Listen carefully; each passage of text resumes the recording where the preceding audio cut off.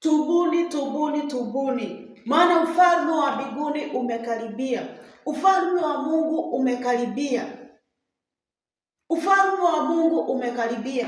Yesu akanena akahubiri injili akisema, tokea wakati huo Yesu alianza kuhubiri na kusema, tubuni, kwa maana ufalme wa mbinguni umekaribia.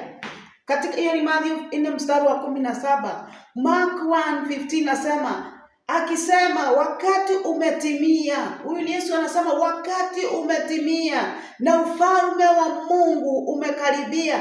Tubuni na kuamini injili. Tubuni na kuamini neno la Mungu. Huyu ni Yesu aliweza kunena, akasema wakati umetimia. Walitamania wakati wa Yesu na wakati ule ukafika. Yesu anawaambia tubuni na kuamini neno la Mungu, maana wakati umetimia na ufalme wa Baba umekaribia. Ufalme wa Mungu umekaribia, dada yangu. Ufalme wa Mungu umekaribia. Acha tuone mwanamke mmoja. Yule mwanamke akamwambia, najua ya kuwa yuaja Masihi. Sikiza vizuri, aitawe Kristo, naye atakapokuja yeye atatufunulia mambo yote. Huyu ni mwanamke Msamaria anamwambia Yesu, walikutana na Yesu. Yesu tunaijua ya kwamba ninajua ama tunajua ama maandiko imeandikwa ya kwamba Kristo atakuja,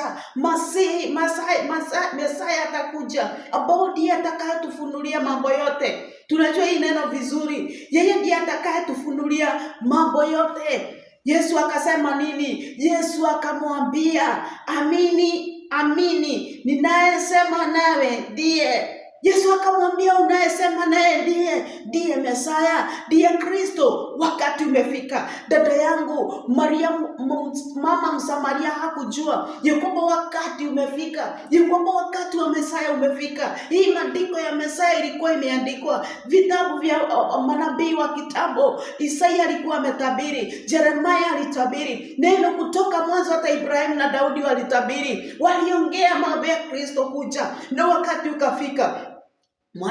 Mwanamke Msamaria alijua ya kwamba siku itakuja, Mesaya atakuja.